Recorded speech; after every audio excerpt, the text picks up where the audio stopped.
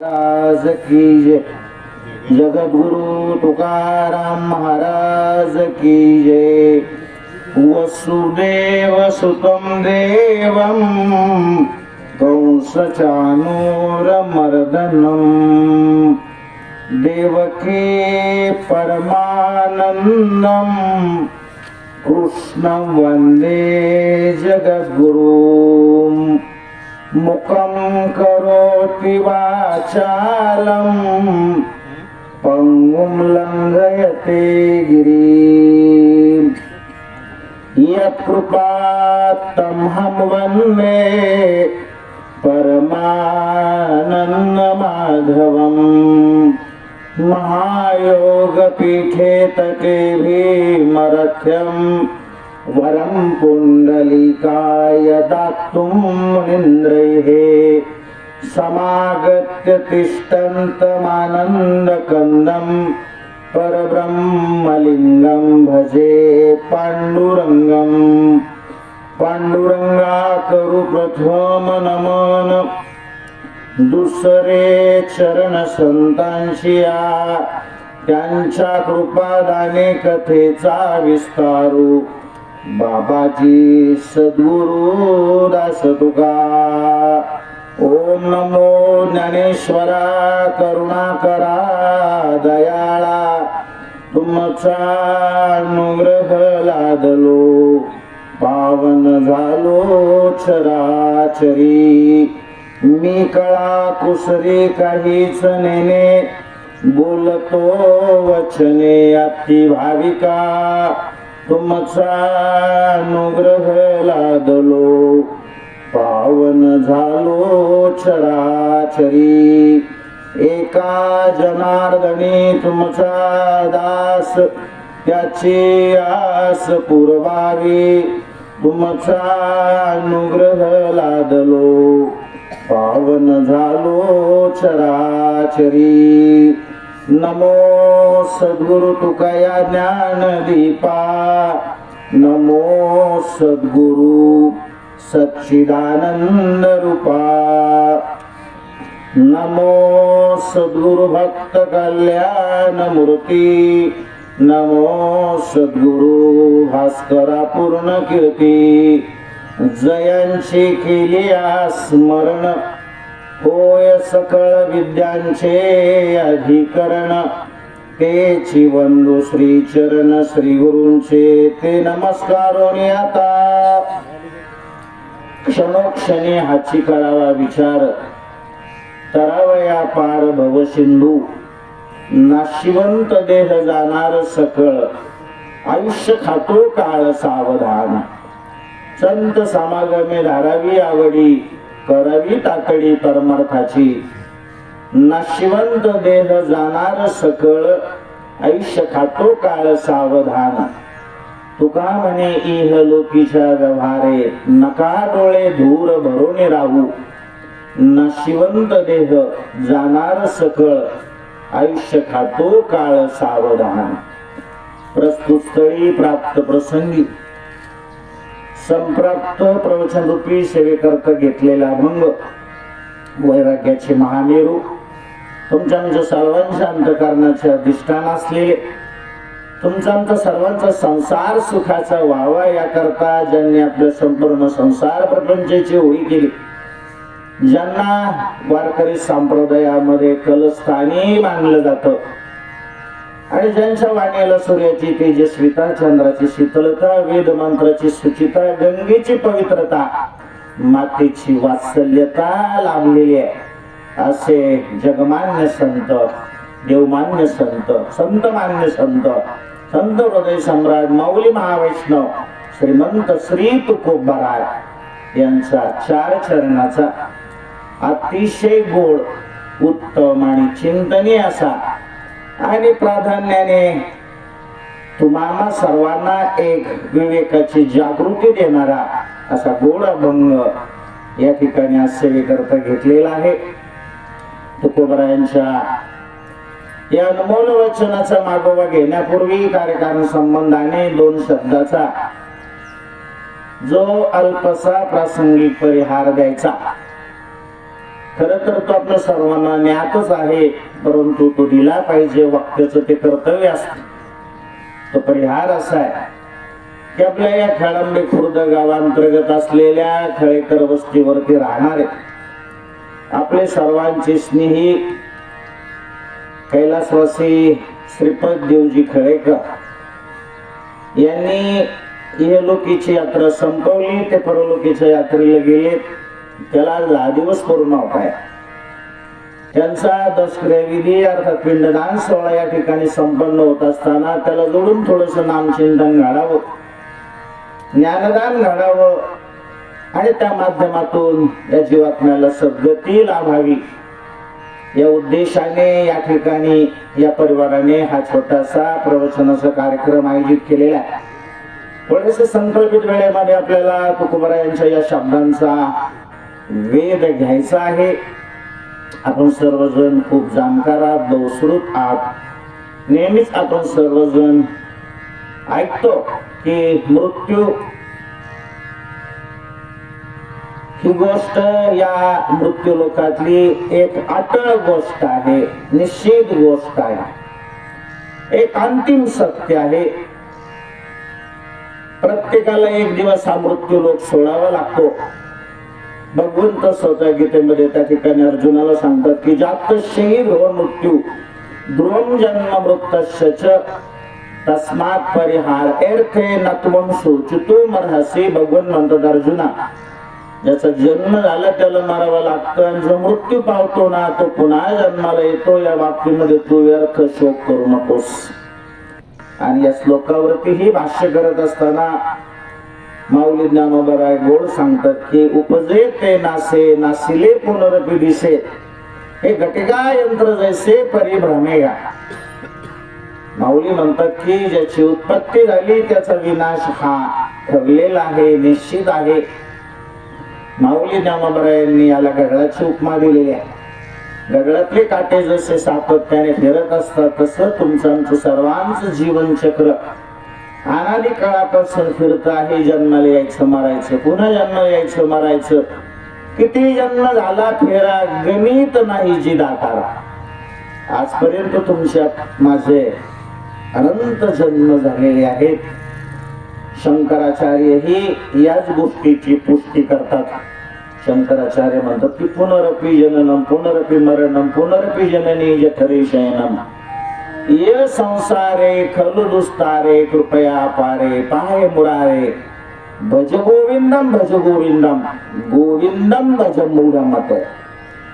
शंकराचार्य हे याच्यावरचा उपाय या श्लोकाच्या उत्तरार्धामध्ये सांगतायत की जन्म मरणाची ही जी एरझार जीवाच्या पाठीमागे अनंत काळापासून लागलेले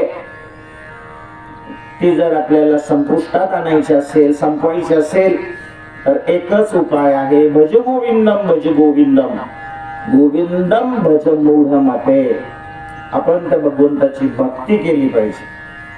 सांगायचा भाव मला इतकाच आहे की जाव सगळ्यांनाच लागतं. समर्थ रामदास स्वामींचाही एक मृत्यू संदर्भातलं खूप गोड असं समास आहे. समर्थ रामदास स्वामी असं म्हणतात की गेले बहुत बळाचे गेले बहुत काळाचे गेले बहुत कोलाचे कुलवंत राजे. आजपर्यंत या मृत्यू लोकांमध्ये खूप बलवान माणसं होऊन गेली, पोलादी पहार अगदी हाताने वापरत होती अशी.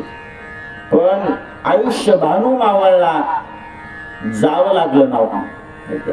पुढे म्हणतात गेले बहुत काळाचे. काही माणसं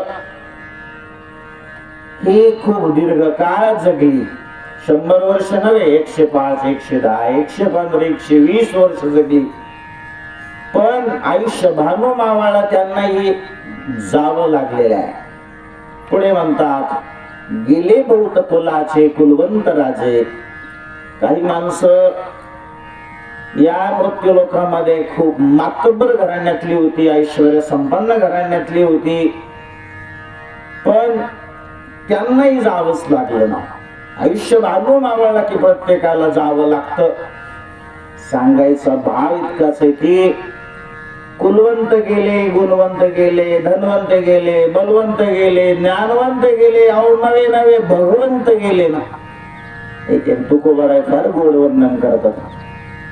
तुकोबाराय असं म्हणतात, येथे नाही उरुवाले अवतार, एरते पामर जीव किती, एरते पामर जीव किती, एरते पामर जीव किती. ज्या ठिकाणी भगवंताला आपलं अवतार कार्य संपवावं लागलं, तुम्ही आम्ही सामान्य माणसं आहोत. सामान्य माणसाचं काय बोलायचं. तात्पर्य हेच आहे की मृत्यू हे या विश्वातलं एक अंतिम सत्य आहे, जावं सगळ्यांनाच लागतं. महाभारतातलं एक प्रसंग सांगेल 2 मिनिटांमध्ये. कदाचित आपण ऐकलास. त्या आंधळ्या धृतराष्ट्राने संजयाला विचारले की संजया, माझे पुत्र आणि पांडुराजाचे पुत्र त्या कुरुक्षेत्रावरती लढतायत ना, त्या युद्धाची खबर बात तुम्हाला सांग ना. कोण जिंकेल, कोण हरेल. भगवद्गीतेचा पहिल्या अध्यायातला पहिला श्लोक आहे. धर्मक्षेत्रे कुरुक्षेत्रे समवेता युत्सवः मामकां पांडवाश्चैव किम कुर्वत संजय. धृतराष्ट्र विचारतोय संजयाला की माझे पुत्र आणि पांडुराजाचे पुत्र त्या कुरुक्षेत्रावरती लढतायत, काय करते झाले. आता संजय हा धृतराष्ट्राचा प्रधानमंत्री होता आणि त्याला भगवान व्यासांकडून दिव्य दृष्टी प्राप्त होती आणि म्हणून त्या कुरुक्षेत्रावरती नेमकं काय चाललंय हे त्याला लाईव्ह दिसत होतं. त्याला माहित होतं की आपल्या राजाचे धृतराष्ट्राचे 100चे 100 पुत्र मारणार. तू सांगणार कसं. जर हे सत्य आपण आपल्या राजाला सांगावं तर कदाचित हा आपल्यालाच मारून टाकेल ही भीती त्याच्या मनामध्ये होती. म्हणून त्याने आपल्या अंगी असलेलं स्वतःच एक अंगीभूत कौशल्य वापरलं आणि आपल्या राजाला जे त्याच्या प्रश्नाचं उत्तर दिलं ते 18व्या अध्यायाच्या शेवटच्या श्लोकामध्ये, यत्र योगेश्वर कृष्ण यत्र पार्थो धनुर्धरः तत्र श्रीरेजो भूतिर ध्रुवा नितिरमतिरमम. तो म्हणाला, राजा कोण जिंकेल कोण हरेल मला माहित नाही, पण मला एक माहिती आहे की ज्या बाजूला भगवान योगेश्वर कृष्ण आहे, ज्या बाजूला पार्थ अर्जुन आहे ना, त्याच बाजूला विजय असतो, त्या बाजूला नीती असते, त्या बाजूला धृती असते. मी आपल्याला कशा करता सांगतोय. या श्लोकावरती भाष्य करत असताना माऊली ज्ञानोबा यांनी ज्ञानेश्वरीमध्ये अनेक ओव्या दिलेल्या आहेत, पण एक ओवी फार महत्वाची की जे मला आपल्याला सांगितली पाहिजे. ती पहिलीच ओवी आहे. त्या ओवीमध्ये त्या ठिकाणी संजय सांगतोय आपल्या राजाला, या बोला संजयो म्हणे एर एरांची मी नेणे, तरी आयुष्यतेत जिने हे पुढेच या. हे वाक्य अंडरलाईन करण्यासारखं आहे. आयुष्यतेत जिने हे पुढेच या. तो म्हणाला, राजा कोण जिंकेल कोण हरेल मला माहित नाहीये, पण मला एक माहिती आहे की ज्याचं आयुष्य शिल्लक आहे ना तो जगणार आहे. महत्वाचं आयुष्यतेत जिने हे पुढेच या. ज्याचं आयुष्य शिल्लक आहे तो जगणार आहे. माऊली ज्ञानोबा यांनी तुमच्या आमच्या सर्वांच्या समोर एक महान सत्य ठेवलेले सज्जनांनो, आणि ते सत्य हे की ज्याचं आयुष्य सरलं त्याला थांबता येत नाही आणि ज्याचं आयुष्य शिल्लक आहे त्याला जाता येत नाही. मला सांगण्याचा भाव इतका की ज्याचं आयुष्य संपलं त्याला जावंच लागतो. तुमच्या आमच्यावरती सत्ता काळाची आहे. माणसं म्हणतात केंद्रामध्ये भाजपची सत्ता आहे, घटक पक्ष जे तिथं ते आणि भाजप यांची सत्ता आहे. आता महाराष्ट्रामध्ये हे नवं सरकार आलेलं आहे आणि महायुतीची सत्ता त्या ठिकाणी प्रस्थापित झालेली 3 पक्षांची. पण खरं सांगायचं तर तुमच्या आमच्यावरती सत्ता ही काळाची आहे. मी बोलत नाही, माऊली ज्ञानोबा सांगतात की काळाची सत्ता हाची बोल निवृत्ता, ऐसा वाद पंडू सुता क्षेत्राला. माऊली ज्ञानोबराय या शरीराला क्षेत्र असं संबोधतात आणि माऊली ज्ञानोबराय म्हणतात की तुमच्या आमच्यावरती सत्ता काळाची आहे, आपण नाना मानू नका, पण हेच निर्विवाद सत्य आहे सज्जना. काळाची सत्ता हाची बोल निरुता, ऐसा वाद पंड सुता क्षेत्राला. सांगणारे माऊली ज्ञानोबराय सामान्य आहेत का मला सांगणार.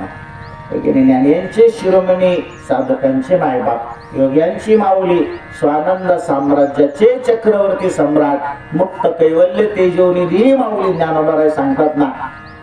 आपण दगडफोड या गोष्टीवरती विश्वास ठेवला पाहिजे. एक गीत फार गोड आहे. तो गीतकार असं म्हणतो, जिंदगी एक किराए का घर है, जिंदगी एक किराए का घर है, एक ना एक दिन बदलना पड़ेगा. जिंदगी एक किराए का घर है, एक ना एक दिन बदलना पड़ेगा. मौत जब तुमको आवाज देगी, घर से बाहर निकलना पड़ेगा. कल्पना करा, आपण भाड्याच्या घरामध्ये राहत आहोत, तर किती दिवस ते घरामध्ये राहू शकतो. जोपर्यंत घरमालकाची मर्जी तोपर्यंत. घरमालकाने आपल्याला जर घर खाली करायला सांगितलं तर आपल्याला ते घर खाली करावं लागतं, आपली इच्छा असो अथवा नसो. आणि नाही केलं तर तो आपली सामान रस्त्यावर फेकतो. हाच तुमचा माझा सर्वांचा अनुभव आहे. तेव्हा आपल्याला हा देह उसना मिळालेला आहे. देह हा पाचाचा उसना आणला, शिखी ज्याचा त्याला देणे लागे. पंचमहाभूताचा हा देह, पृथ्वी आप तेज वायू आणि आकाश याचा हा देह आपल्याला उसना मिळालेला आहे. आणि हा पुन्हा त्या पंचतत्वामध्येच त्या ठिकाणी विलीन होतो.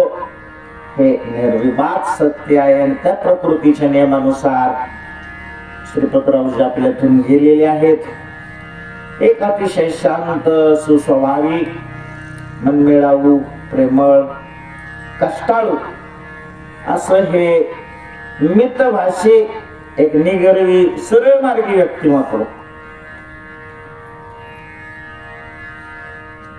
महात्मा फुले कृषी विद्यापीठामध्ये बरेच दिवस रोजंदारीवरती होते. पुढे जाऊन ऑर्डर मिळाली. मॅट्रिक पर्यंत शिक्षण झालेलं असल्यामुळं महात्मा फुले कृषी विद्यापीठाच्या सेवेमध्ये मग कायम असतपण्यावरती ऑर्डर मिळाली. काही दिवस इंजिनिअरिंग विभागामध्ये. आणि काम चांगलं, स्वभाव चांगला, आणि म्हणून वरिष्ठ अधिकाऱ्यांची मर्जी संपादन करून विषय ऑफिसला ते काम करत होते. आणि अनेक वर्ष त्या ठिकाणी काम केल्यानंतर सेवानिवृत्त झाले. मला असं वाटतं 15 वर्ष झाली असतील सेवानिवृत्त होऊन. आणि सेवानिवृत्तीनंतरचंही जीवन अतिशय सुखा समाधानाचं त्यांचं गेलं. आणि 10 दिवसापूर्वी फिरायला गेले आणि त्याच ठिकाणी चक्कर आली. अरविंदने त्यांना लगेचच मग नगर या ठिकाणी जे हॉस्पिटल आहे मोठं, आनंद ऋषीचे हॉस्पिटल, त्या ठिकाणी ऍडमिट केलं. जवळपास 15-20 दिवस त्या ठिकाणी ते होते. आणि 4-6 जण भेटायला गेलो होतो. तब्येतीत फारशी काही सुधारणा नव्हती, परंतु आशा होती की तब्येत सुधारेल. तज्ञ डॉक्टरांकडे औषधोपचार त्यांच्यावरती करण्यात आले, पण तिथे काही फरक पडला नाही. म्हणून वेळात घाटामध्ये पुन्हा विखे पाटील हॉस्पिटलमध्ये त्यांना ऍडमिट केलं. तिथेही उपचार करण्यात आले, थोडी सुधारणा झाली. मी आळंदीला होतो त्या दरम्यान मी फोन केला अरविंदला, कशी आहे तब्येत. तर त्याने सांगितलं की सुधारणा आहे, डोळे उघडतात, हातपाय हलवतात. आशा होती की प्रकृतीमध्ये निश्चितपणे सुधारणा होईल, परंतु सुधारणा काही झाली नाही. आणि 10 दिवसापूर्वी त्यांची प्राणज्योत मालवली. मी बोलतो, सांगत असतो नेहमी की आपल्या हातामध्ये काही नाही ना हो. जन्म आपल्या हातात नाही, मृत्यू आपल्या हातात नाही आहे. मला सांगा ना, कुठे जन्माला यायचं आपल्या हातात आहे का? कोणत्या गावात यायचंय, कोणत्या जातीत यायचंय, कोणत्या धर्मात यायचंय, कोणाच्या पोटी यायचंय, कोणत्या वर्णात यायचंय, जन्माच्या बाबतीमध्ये आपल्या हातात काही नाही. अगदी तसंच मृत्यूच्याही बाबतीत आपल्या हातामध्ये काही नाही आहे. मरायचंय सर्वांना एक दिवस, परंतु कुठं मरायचंय, कधी मरायचंय, कसं मरायचंय, म्हणजे हॉस्पिटलमध्ये मरायचंय का घरी मरायचंय का रस्त्यात मरायचंय, काही आपल्या हातात नाही नव्हतं, हे की नाही. माणसाचं जीवन पूर्णपणे परस्वाधीन आहे. मग तुम्ही म्हणाला आपल्या हातात काहीच नाही का?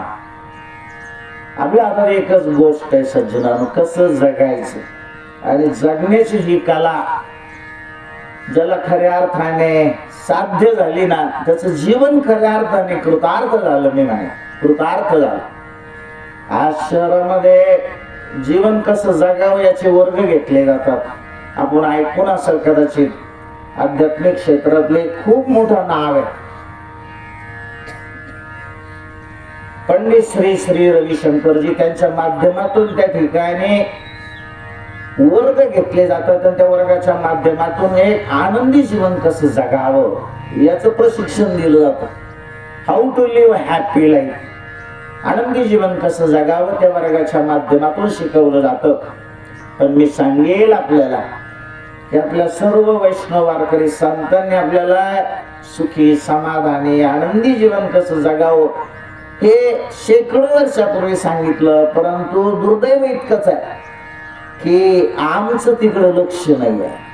लक्ष तुकोबारा एक अभंगात फार गोड सांगतात. तुकोबारा असं म्हणतात, आलिया भोगासी असावे सादर, आलिया भोगासी असावे सादर, देवावरी भार घालोनिया, देवावरी भार घालोनिया, मग तो कृपा सिंधू निवारी साकळे.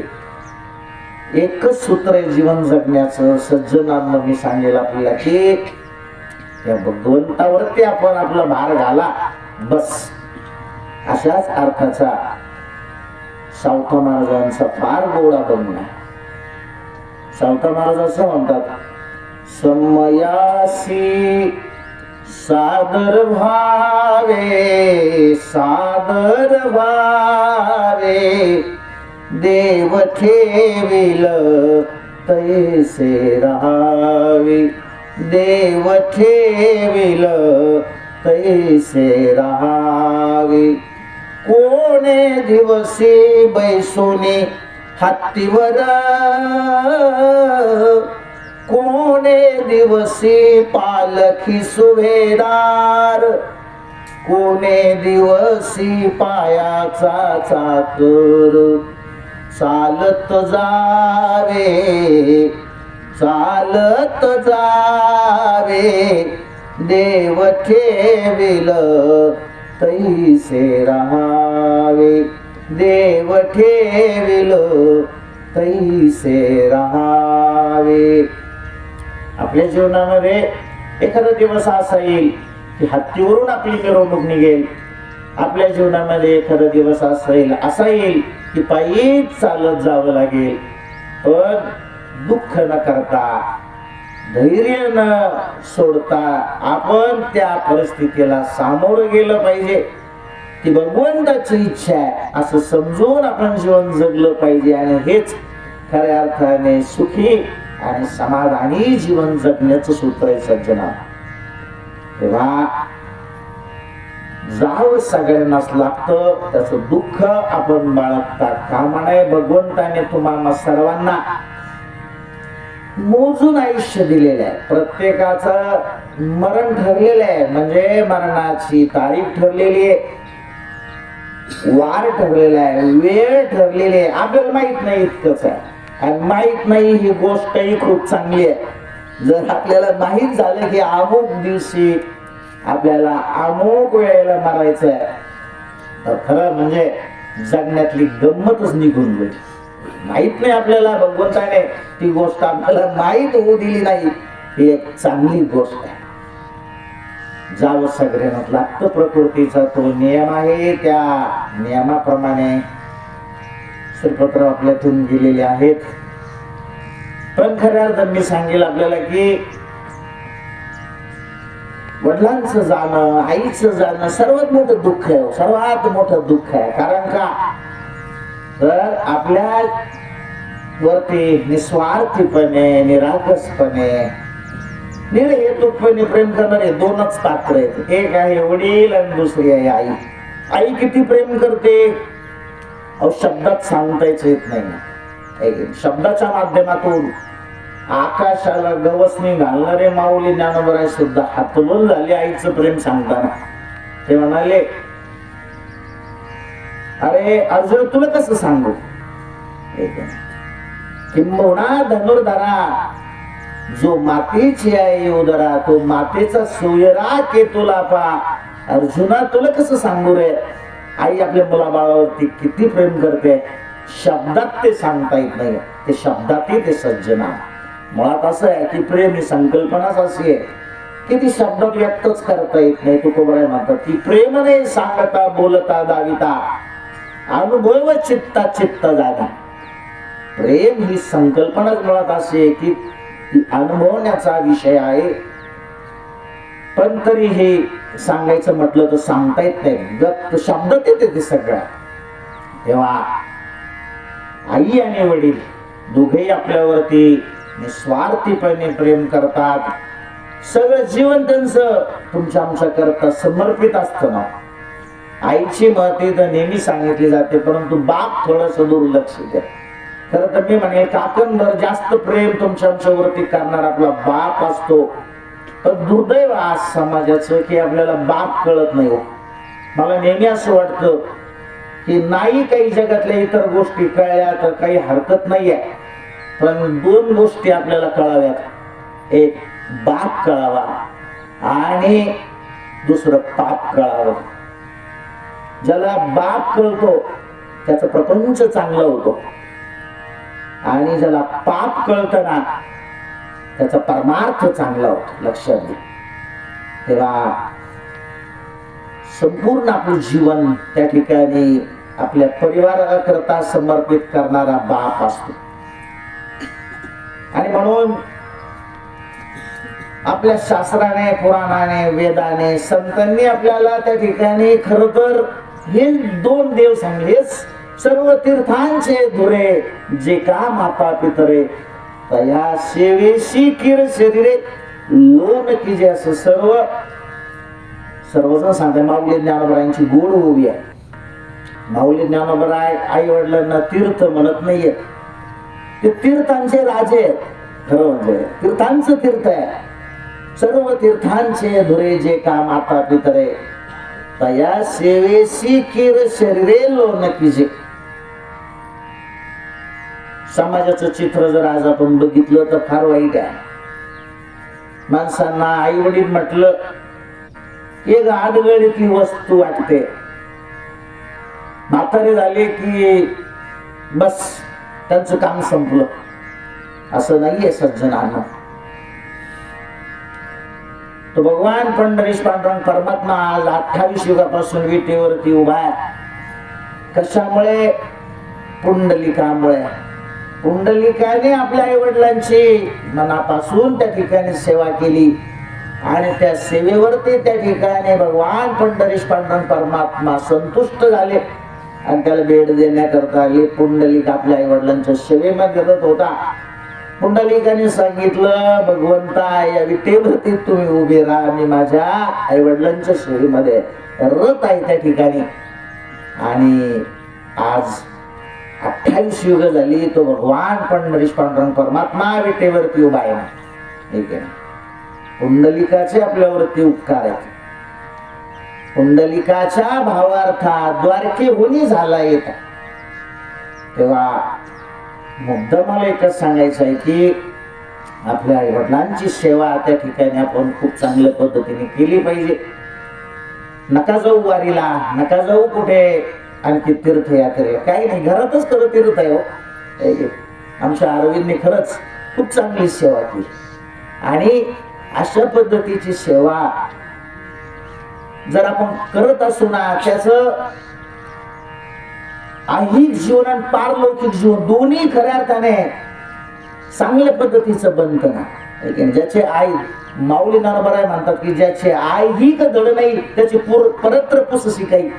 जसं ऐहिक जीवन चांगलं आहे त्याचे पारमार्थिक जीवनाबद्दल काय बोलायचं. पण चित्र असं पाहायला मिळतं की काही माणसं आई वडिलांशी नीट बोलत नाही ना. माऊली ज्ञानोबराय म्हणतात की घरी माता पिता धड बोली नाही संसारा, येरी विश्वभरी आदरा, मूर्ख जायचं तो मूर्ख आहे.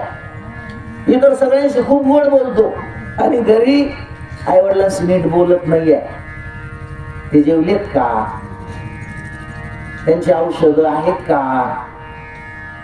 काय लागतो खरं आई वडिलांना, काय लागतं, काही लागत नाहीये. प्रेमाचे 2 शब्द त्यांना दिले ना बस त्यात ते खुश असतात. आणि आठवलं म्हणून सांगेल, फार महत्वाचा भाग आहे की आपण माना मागू नका, पण गोष्ट अशी आहे की आपल्या स्वार्थाकरता आपण आपल्या आई वडिलांना त्यांची सेवा आपण करा. त्याचं कारण असं आहे की आपली मुलं बाळांना आपण कसं वागतो ते पाहत असतं. आपली मुलं बाळ हे आपण जे काही त्यांना सांगतो त्यातून शिकत नसतात. आपलं गैरसमज काढून टाका. आपण जे त्यांना सांगतो त्यातून ते शिकत असतात असं नाहीये. ते आपल्या अनुकरणातून शिकत असतात. ते पाहत असतात की आपले बाबा त्यांच्या बाबाशी कसं वागतात आणि मग जशा पद्धतीनं आपण आपल्या आई वडिलांशी वागू ना तशाच पद्धतीने आपली मुलं बाळ आपल्याशी वागणार आहे. त्रिकालवादी सत्य. यालाच म्हणायचं की कर्म चांगली करायचं. लक्षात घ्या, कर्म चांगली करा, बस कर्मातच देव करा. माऊली ज्ञानोबराय तर म्हणतात की तया सर्वात्मका ईश्वरा स्वकर्म कुसुमांची आविरा, पूजा केली होय अपारा तोषाला. आपलं कर्म हीच आपली पूजा आहे. ही सातत्याने जीवन जगण्यातली आपली भूमिका असली पाहिजे. एक गीत फार गोड मला असं वाटतं, त्या प्रल्हाद शिंदेने गायलेलं. जगी जीवनाचे सार घ्यावे जाणून सत्वर, जैसे ज्याचे कर्म तैसे फळ देतो रे ईश्वर. जशा पद्धतीने आपण कर्म करू तशा पद्धतीने तो भगवंत त्या ठिकाणी आपल्याला त्याचं फळ देत असतो. आणि म्हणून सांगायचा भाव मला इतकाच की आपण चांगल्या पद्धतीने त्या ठिकाणी आपल्या आई वडिलांशी व्यवहार करा. आता मध्यंतरी मी एक गीत ऐकलं, मला वाटतं नागनाथ मंजुळेंचं तो चित्रपट आहे, काय त्याचं नाव, बाप लोक, मला असं वाटतं. इतकं सुंदर गीत मी कधी ऐकलंच नाही. आठवलं त्या गीताच्या 2 ओळी आपल्याकरता सांगतो मी. तो गीतकार असं म्हणतो, आभाळागत माया त्याची काळ्या मेघावानी, दाखविना कधी कुणा डोळ्यातल पाणी. जिजू जिजू संसाराचा गाडा हाकला, घडीभर तू थांब जरा ऐक त्याची धापर. लय अवघड हाय गळ्या उमगाया बापर, उमगाया बापर. खरंच बाप कळणं फार अवघड आहे.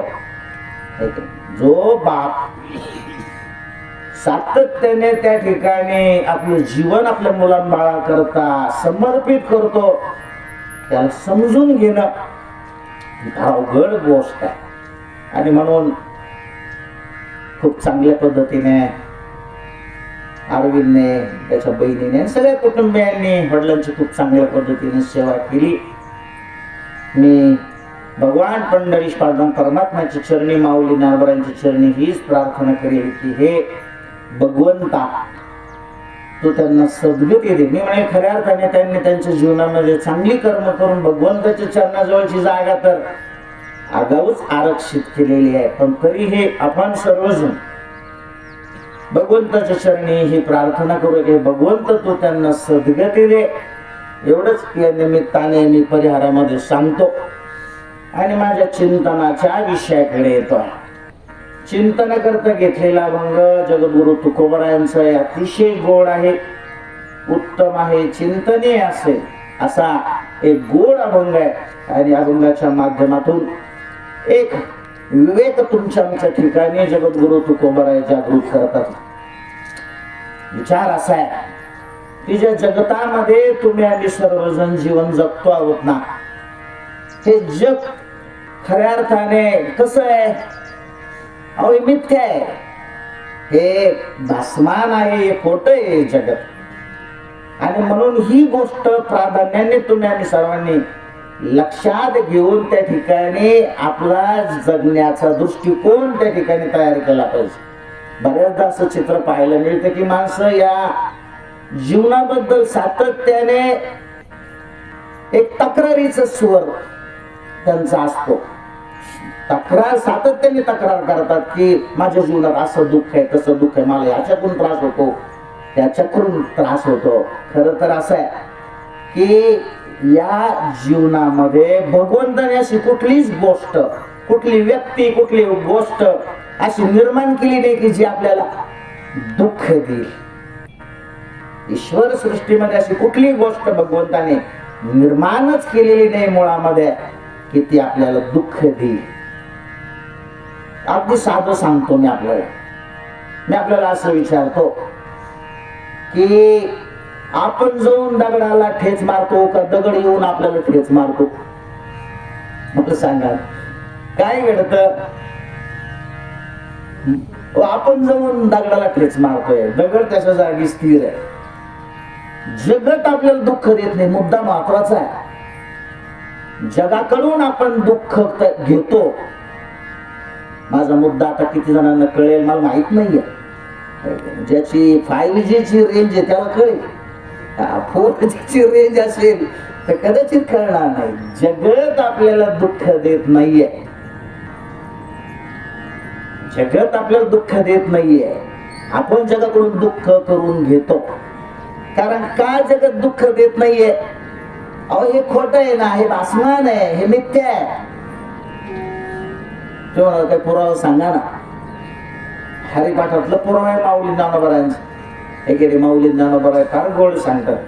माऊली ज्ञानोबराय म्हणतात लटिका व्यवहार सर्व हा संसार, लटिका व्यवहार सर्व हा संसार, वाया येर झार हरी वीर, वाया येर झार हरी वीर, हरी मुखे म्हणा, हरी मुखे म्हणा. लटिका म्हणजे खोटा. संसार कसा आहे? खोटा आहे हो. मग खोटा जर संसार आहे तर हा खोटा संसार आपल्याला कसा त्रास देऊ शकत नाहीये. मग आपल्याला त्रास का होतो, दुःख का होतो? आपण या खोट्या संसाराला खरं मानतो. लक्षात, खोट्याला खरं मानलं की त्रास होणारच. मी एक दृष्टांत सांगेल छोटासा. एक आजोबा जत्रेला निघाले, गावची जत्रा होती. नातूही पाठीमागे लागला. आजोबा म्हणले नको बाळा, कशाला येतोस, लांब जायचंय. पण नातू फार हट्टी होता, हुशार होता खूप. आणि जितका हट्टी होता, जितका हुशार होता, तितकं बिलिंदर पण होता. त्याने हट्ट केला, निघाला आजोबांबरोबर. तिथे गेल्यानंतर मग थोडे इकडे तिकडे फिरले, देवदर्शन झालं. आजोबाला माहित होतं की नातूला गुलाबजामुन फार आवडतात. मग ते म्हणाले तुला गुलाबजामुन घे ना. नातू म्हणाला गुलाबजामुन नको. मग काय घ्यायचं? थोडं मला खेळणी घ्यायची. आजोबा म्हणाले अरे वेड्या, घरी ढीगभर खेळणी पडली, पोत भरेल, आता आणखी खेळणी कशाला हवी आहे? तो म्हणाला नाही मला खेळणी घ्यायची. आता आजोबांचा नावीला झाला, नातू फार लाडका होता. गेले खेळणीच्या दुकानाजवळ. त्याने चांगलं निरीक्षण केलं नातवाने आणि एक साप घेतला. आता तो डुप्लिकेट साप, पण असली सापापेक्षाही दिसायला हुबेहूब अगदी असली असा होता, डुप्लिकेटच, खोटा साप. त्याने तो घेतला आणि घरी आला. आता आजोबाने जेवण केलं आणि आपल्या खोलीमध्ये गेले झोपायला. आजी तिच्या खोलीमध्ये जेवण करून झोपलेले होते. नातवाला लहर आली. तो म्हणाला आज आजीची गंमतच करूया. त्याने तो साप घेतला आणि आजीच्या अंगावरती टाकला आणि बाजूला बसला होता. काय गंमत होते नेमकं पाहण्याकरता. थोडा वेळ झाला, आजीला जाग आली. जय हरी माऊली.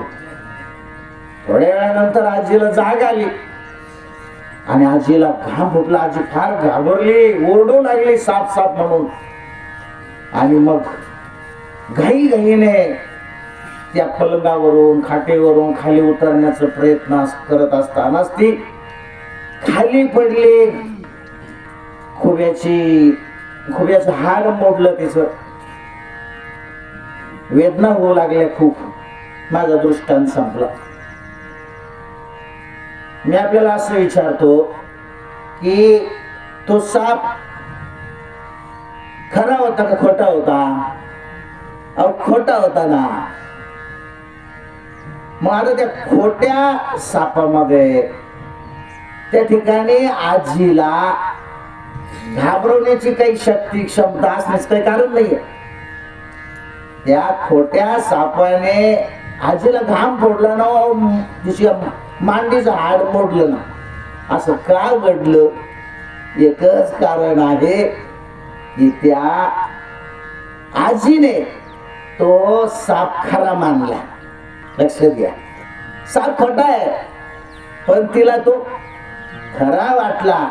तस हा संसार खोटा आहे, जगत खोट आहे, परंतु ते आपल्याला खरं वाटतं आणि म्हणून आपल्याला दुःख होतं.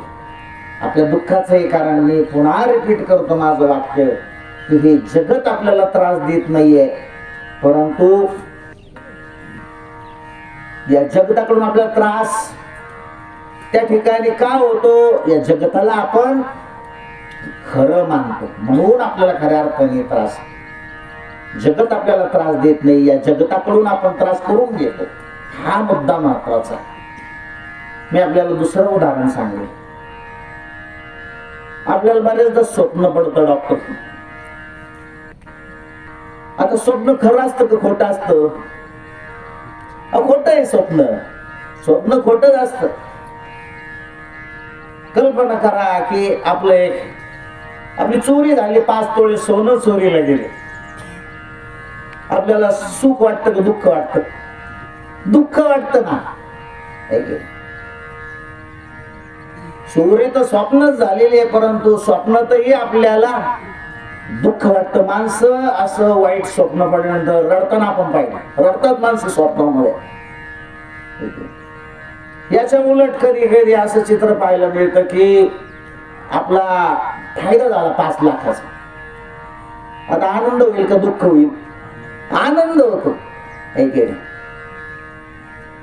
मग असं का होतं? स्वप्नात असताना स्वप्न आपल्याला खरं वाटतं. स्वप्न आहा कटकट आहे ओखटे ये मृत्यू लोकीचे उभराडे एथ अर्जुना आवचते जन्मला तू माऊली ज्ञानोबरांची गोड ओवी आहे की नाही. त्याच्या खालची ओवी आणखी एक जड जडून वहिला आणि भक्तीचे वाटेला जिया पावसी व्यंगनेचे धाम माझ माऊली ज्ञानोबराय गोड सांगतात अर्जुना तू काय कर यातून बाजूला हो आणि माझी भक्ती कर. मी मुद्दा आपल्याला हा सांगत होतो की स्वप्न खरं तर कसं आहे खोट आहे परंतु ते खोट आहे कधी कळतं जागा झाल्यावर कळतं का.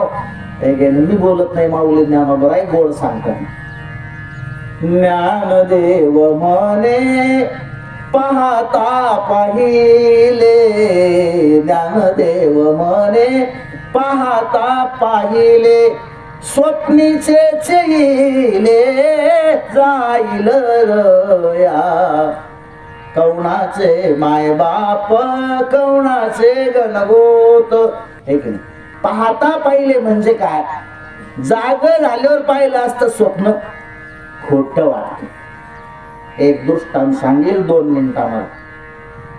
घडलं असं की राजा जनकाला स्वप्न पडले एकदा. म्हणजे काय घडलं की राजा जनक खूप सार्वभौम राजा होता ऐश्वर्य संपन्न राजा होता आणि त्याला झोपायलाही चंदनाचा पलंग होता आणि त्याच्या अवतीभोवती 24 तास शस्त्रधारी सैनिकांचा पहारा होता. हल्लीच्या भाषेत सांगायचं तर त्याला झेड दर्जाची सिक्युरिटी राजा जनकाला झेड दर्जाची सिक्युरिटी 24 तास. आणि राजा जनक हा दुपारचं जेवण झालं कामकाज आटोपलं आणि आपल्या महालामध्ये पडला पलंगावरती आणि त्याला स्वप्न पडलं. तर स्वप्न का पडलं स्वप्न का पडतं डॉक्टर बरोबर. 8व्या अध्यायामध्ये सांगतात ना भगवंत स्वतः गीतेमध्ये यम यम वापी स्मरण भावम त्यजन्ते कलेवरम तम तमे वैति कौंतेय सदा तद्भाव भाविता.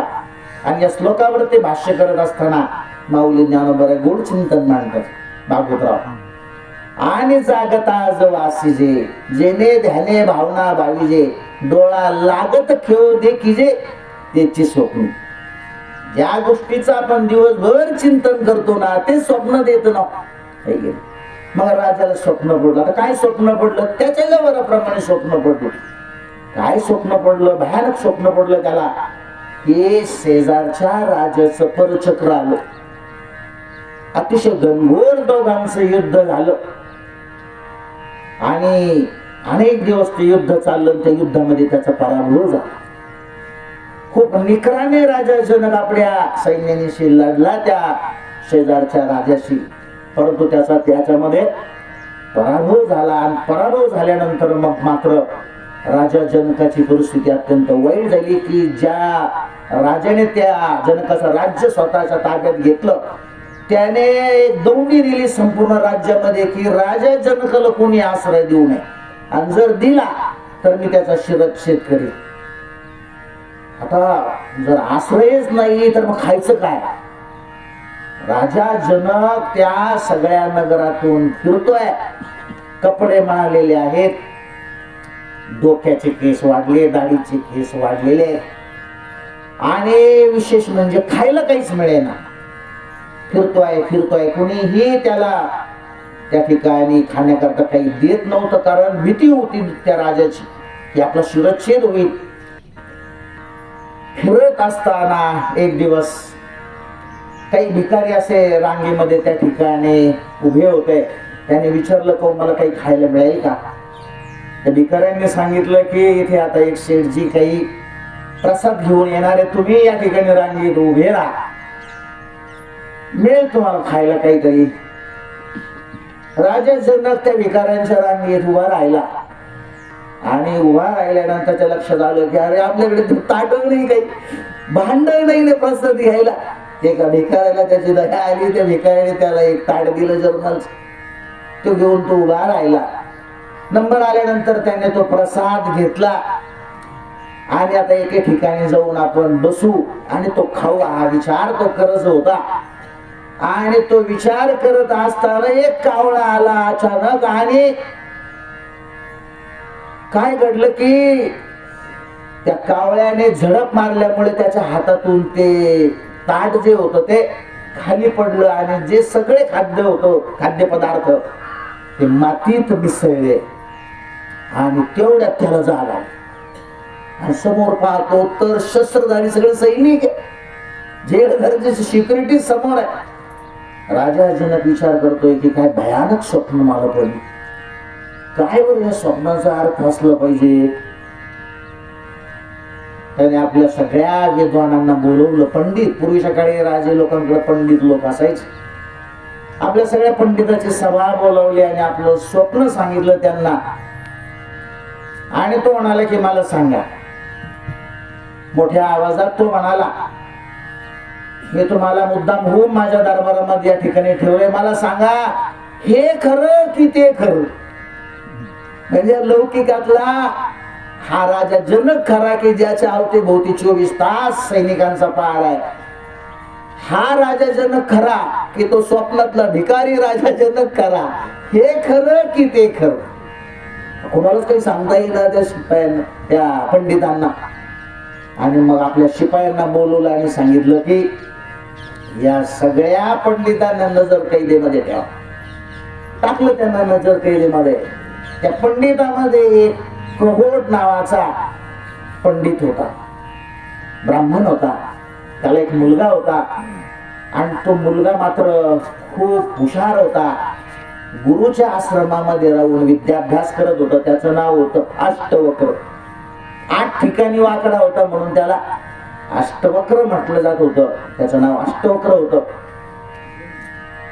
सुट्टीला तो अष्टवक्र घरी आला आणि आईला विचारलं, आई बाबा दिसत नाहीत. आईला सांगितलं, अरे बाबा, बाबांना राजाने नजर कैदेमध्ये ठेवलेलं आहे, राजाच्या प्रश्नाचं उत्तर देता आलं नाही म्हणून त्या राजाने बाबांना आणि इतर आणखी पंडितांना नजर कैदेमध्ये ठेवलेलं आहे. तो खूप हुशार होता अष्टवक्र. तो म्हणाला, मी देतो राजाच्या प्रश्नाचं उत्तर. आई म्हणाली, तुला जर राजाच्या प्रश्नाचं उत्तर द्यायचं असेल तर तुला राजाशी चर्चा सत्र करावं लागेल. तो म्हणाला, माझी तयारी आहे. आणि मग तो गेला राजा जनकाच्या दरबारामध्ये. दरबार भरलेला होता. आता हा अष्टवक्र त्या राजा जनकाच्या दरबारात आल्याबरोबर सगळे लोक त्याला हसू लागले, कारण तो 8 ठिकाणी वाकडा होता. राजा जनकाने ते पाहिलं. हा अष्टवक्र जो होता तोही त्यांच्याकडे हात करून हसू लागला. राजा जनक म्हणाला, अरे बाबा, तू 8 ठिकाणी वाकडा आहे म्हणून साहजिकच हे लोक तुला हसतायत, पण तू त्यांना का हसतोस? त्या अष्टवक्राने दिलेलं उत्तर फार मार्मिक आहे डॉक्टर. तो म्हणाला की मी बाहेरून वाकडा आहे म्हणून मला ते हसतायत, पण ते आतून वाकडे, ते आतून वाकडे.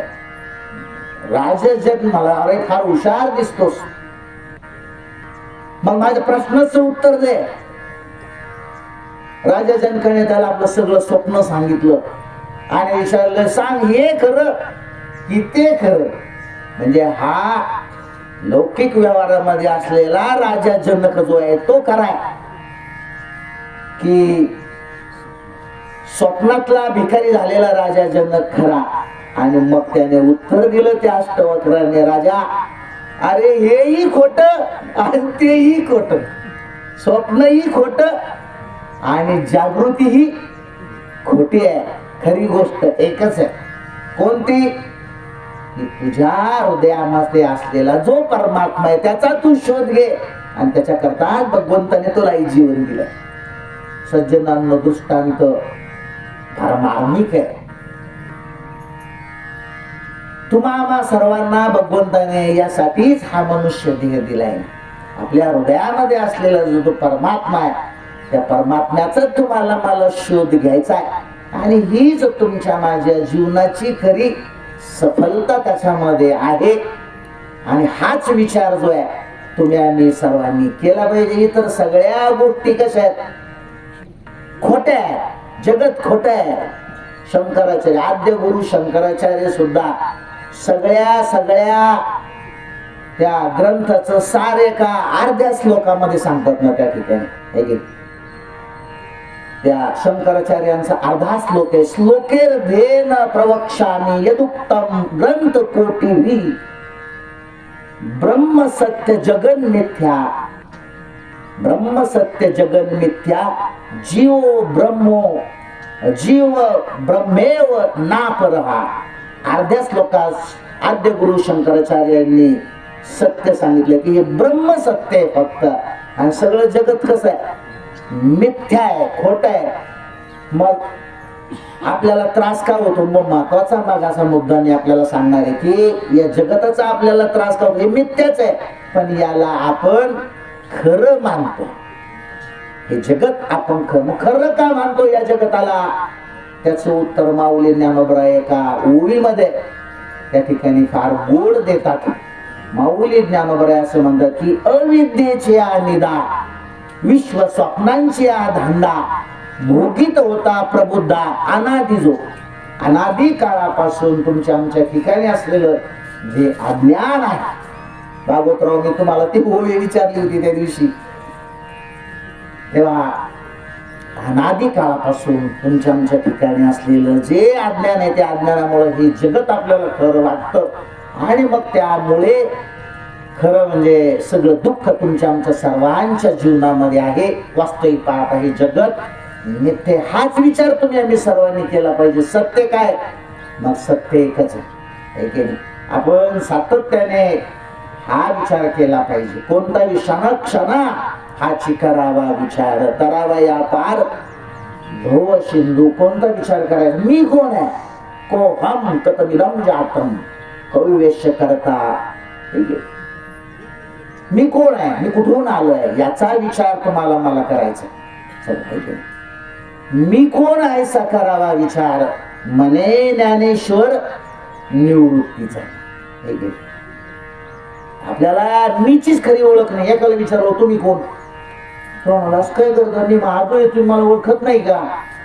त्याला सांगितलं अरे बाबा ते तुझं ठेवलेलं नाव आहे ना, ते नाव नव्हतं ना तेव्हाही तू होतास. कोण आहेस तू?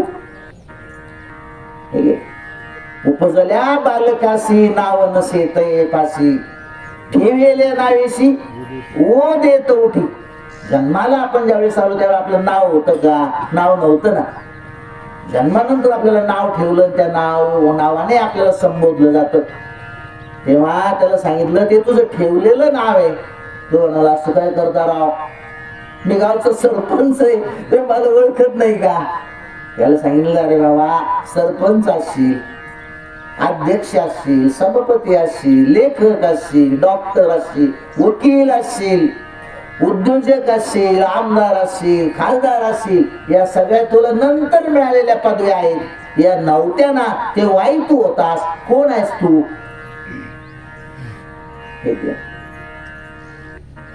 काय करता राव? मी तुमच्या समोर उभा आहे. त्याला सांगितलं अरे बाबा ते तुझं शरीर आहे, आणि शरीराहून तू भिन्न आहेस. तेव्हा आपण या शरीर म्हणजे आपण नाहीये. या शरीराला आपण जर स्वतः समजत असू तर ही आपली देह बुद्धी आहे. हे शरीर म्हणजे आपण नाही, आपण शरीरापेक्षा वेगळे आहोत. ही याचा शोध क्षणोक्षणाला तुम्हाला आम्हाला घ्यायचा आहे. हाच विचार खरा विचार आहे. हा विवेकाचा विचार आहे. हा जागृतीचा विचार. मी कोण आहे? मी कुठून आलोय? मला काय करायचं आहे? हा विचार फार महत्वाचा. हाच प्रश्न ज्यावेळेस तुकोबरायांना विचारला, महाराज तुम्ही कोण? त्यावेळेला ते नाही म्हणाले की मी देव निवासी आहे, मी तुकाराम महाराज आहे, मी प्रवचनकार आहे, मी कीर्तनकार आहे. ते म्हणाले मी तो वासुदेव तत्वता कडो येईल विचारिता आहे ठाऊक सभाग्य संता नाही अनेक दुजा मागता. मी तत्वता वासुदेव, मी देवच आहे. अगदी तसंच आहे. देवची बरे, देवची बरे. आपण देवच आहोत, आपल्याला कळत नाहीये. आत्मस्वरूपाचं अज्ञान तुमच्या आमच्या सर्वांच्या ठिकाणी. एकच रामायणातला प्रसंग सांगून मला थांबायचंय. राम पंचायतन भरलेलं होतं आणि समोर त्या ठिकाणी भगवान राम प्रभू, लक्ष्मण, सीतामाई असे बसलेले होते. हनुमंतराव आपले हात जोडून उभे होते आणि अचानक प्रश्न विचारला भगवान राम प्रभूंनी हनुमंतरायांना, अरे हनुमंत तू कोण आहेस? आता हनुमंतराय म्हटलं तर बुद्धिमत्ता वरिष्ठ. हनुमंतराय म्हणाले, प्रभू कोणत्या दृष्टीने विचारताय? म्हणजे देह दृष्टीने विचारताय की जीव दृष्टीने विचारताय की आत्मदृष्टीने विचारताय? ज्या दृष्टीने तुमचा प्रश्न असेल त्या दृष्टीने माझं उत्तर आहे. जर तुम्ही देह दृष्टीने मला विचारत असाल तर मी तुमचं सेवक आहे. तुम्ही जर मला जीव दृष्टीने विचारत असाल तर मी तुमचाच अंश आहे. ममे वंशे जीव लोके जीवभूत सनातना मन षष्टानी इंद्रियानी प्रकृतीस्थानी कर्षती. आणि जर आत्मदृष्टीने तुम्ही मला विचारत असाल तर तुम्ही आणि मी एकच आहे. प्रभू तुम्ही आणि मी एकच आहे. तुझं मज नाही भेद सहज केला विनोद. सांगायचा भाव मला इतका की मीची खरी ओळख ही संतांना आहे, संतांना होती ही आई. आणि म्हणून संतांची शरणागती तुम्ही आणि सर्वांनी केली पाहिजे. हनुमंतराय एक महान संत, सगळ्या संतांना मीची खरी ओळख ही होते आणि तीच ओळख तुम्ही आम्ही सर्वांनी करून घेतली पाहिजे. हाच विचार महत्वाचा आहे. हा अभंग जवळपास 4-5 चरणाचा आहे. आपण पुस्तक प्रवेश केला अभंगामध्ये. पुन्हा भेटू मालिकेच्या पुढील भागात. तेव्हा सांगण्यासारख्या गोष्टी पुष्कळ आहेत. मी बोलून गेलो माझ्या परिहारामध्ये की श्रीपतराव एक अतिशय शांत, सुस्वभावी आणि प्रेमळ आणि कष्टाळू असे हे व्यक्तिमत्व. आयुष्यभर विद्यापीठामध्ये सेवा केली आणि खूप चांगले संस्कार या परिवारावरती केले. अरविंद स्वतःचा काम धंदा पाहून त्या ठिकाणी सामाजिक कार्यामध्ये, धार्मिक कार्यामध्ये सातत्याने पुढे असतो ना. आणि त्याची मुलं आज कॉलेजला आहे, मुलगी कॉलेज करते. खूप चांगला परिवार, गोड असा गोकुळासारखा हा परिवार आहे. जावं सगळ्यांनाच लागतं. प्रकृतीच्या नियमाप्रमाणे श्रीपतराव आपल्यातून गेले. भगवान पंढरीश पांडुरंग परमात्म्याच्या चरणी, माऊली ज्ञानोबरांच्या चरणी आपण सर्वजण हीच प्रार्थना करूयात, हे भगवंता तू त्यांना सद्गती दे आणि या परिवाराला जे काही दुःख झालंय ते दुःख आपण सावरण्याची शक्ती आणि बुद्धी दे. एवढंच त्या निमित्ताने सांगतो. जे काही चिंतन या ठिकाणी आपल्या समोर मांडलं, हे मांडत असताना कदाचित बोलण्याच्या ओघामध्ये एखादा अपशब्द माझ्याकडून गेला असेल, माझ्या बुद्धीचा दोष समजून तो मला परत करा. जे आपल्याला रुचलं असेल, पटलं असेल, आवडलं असेल, मनापासून भावलं असेल, ते माझे श्रीगुरु वेदांताचार्य जंगले महाराज शास्त्री ज्यांच्याकडे मी पाठाला जातो त्यांचं आहे. माझं पदरचं काही सुद्धा नाही. त्यांच्याच चरणी झालेलं हे प्रवचन वाक्पुष्प समर्पित करू. माझ्या वाणीला याच ठिकाणी पूर्ण विरातील. कुंडली कवरधारी विठ्ठल श्री ज्ञानदेव तुकाराम पंढरीनाथ भगवान की जय. माऊली ज्ञानेश्वर महाराज की जय. जगद्गुरु तुकाराम महाराज की जय. विठाला विठाला विठाला विठाला. कुंडली कवरधारी विठ्ठल श्री ज्ञानदेव तुकाराम पंढरीनाथ भगवान की जय. माऊली ज्ञानेश्वर महाराज की जय. जगद्गुरु तुकाराम महाराज की जय. संत सावता महाराज की जय. जगदम्मा माता की जय. बोलो रे भाई सब संतन की जय.